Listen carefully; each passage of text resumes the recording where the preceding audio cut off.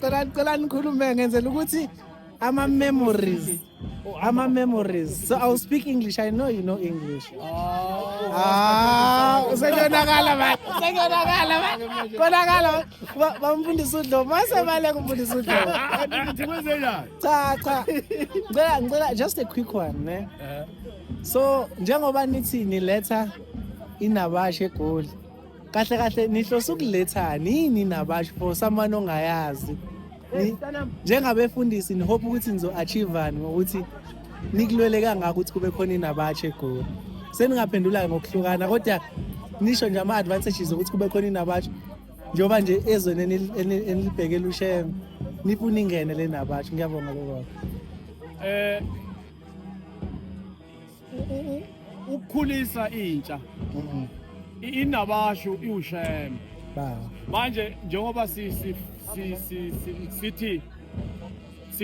siqinisekisa ukuthi inabashu mayibe khona la kuleli lizwe ingoba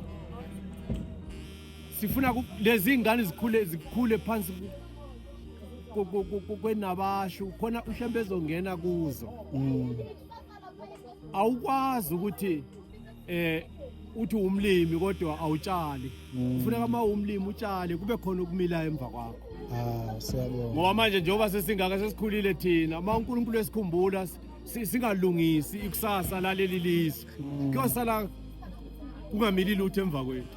Manje ingakho silwela ukuthi siyibone ingane zethu zithuthuka enkolweni sikhona sisaphila sibalekelela kule nkolo. Inabashu iUShem qo. Makhulunywa ngenabashu khulunywa ngoShem qo.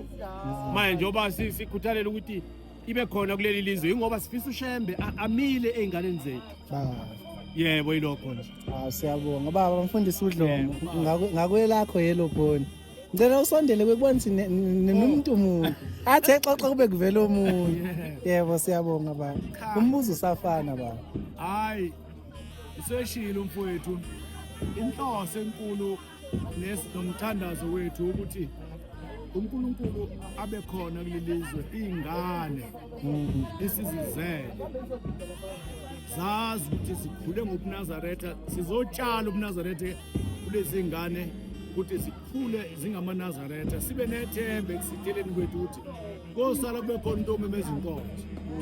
Ngoba uma singasho lutho noma ungathula ungasho lutho kodwa kusala uzele lo buhlungu obubukayo kwenziwa izingane zidla inyawupe zidla yonke into sizama ukuyiqoqa zibe nento eziyithandayo ngaphakathi esontweni sithi thina zakhulele ebandleni lenkolo kwakuunyasi basiqoqa omkhulu nobaba bathi asikhonza uJehova nathi safundiswa abazali bethu basinikeza ozukwa kwakungakabi nje nani iyakhula-ke kodwa safundisa inkolo thina singabantwana abancane sihlala lapha eduze phansi kwenkosi elanga enyaweni esipha amakhekhenyana namaswidi asiphosele phansi kwetafula kuthiwa singalahleki enkosini sihambe siyogeza kunomfulo osephakameni okudala lapha kwathiwa yidikwe sasifike sigeze khona sigeze la embaleni kuphela basinike ozukwa nodiko ma kodwa siyonikela uShem nikeza inyawo la kuphela kodwa sakwenza lokho sasifundisa inkolo beyifaka ngakithi inkolo manje ngeke sikwazi ukuthi siyiyeke lezi ngane sibhabhabale la ibhabhabele khona kufanele silwe siqoqe ngoba noma ngabe yenza siphi sona kodwa eyami ifanele ikhulu ibe right ibisiyazi ubaba wangikhuzala ubhuti wangikhuzala umama wangikhuzala ngoba mayisikhula uzobuya umqondo kuyo ukuthi into nje ayikho right ngakhuza kuyona nama ngikhuza abanye shembe sengizobuza nje into yokugcina kuma political parties kunobani youth league lawo youth league labo bagcina uthola ukuthi leader yabo igcina isiqhubeka izigcina isihola the whole party nani so ngizwa abanye abantu bethi esontweni lamaNazaretha kuyavinjwa kuthiwa hayi ingane zingakhulu ngevangeli zizosigudluza entweni yethu kodwa nginibona ngathi niselishini nabefundisi yini lenenza nifuna ukukhulisa izingane ngevangeli zize zifunde mhlambe kuze kube ngazi ukuthi nje ziya even mhlambe nala nikhona So yini leniholayo nenza ukuthi nibe selfless kangaka ngiyabonga. Into edala ukuthi thina sibe ngathi siba selfless. Yebo. Ukuthi emqondweni wakho, emqondweni yethu. Uma ungakayiboni lento yengane. Ayibonwa yiwo wonke umuntu. uNkulunkulu mayefika kwabantu afika ibona bonke abantu. Uma uthisha efundisa izingane noma ufundisa ezika grade R ke namhlanje thina kwathi first year ngesikhathi sethu. Kodwa inhloso yakhe suke ukubona ingane siphethe izwe ngokuqonda kusuka uvulekile. Le ngane angiyifundise ifundele kusasa. Nathi sifike kulowo mzuzu namhlanje. Uthi angifundise ingane ukuze ikhule lengane. Angiyifundisi hayi lutho ayivesi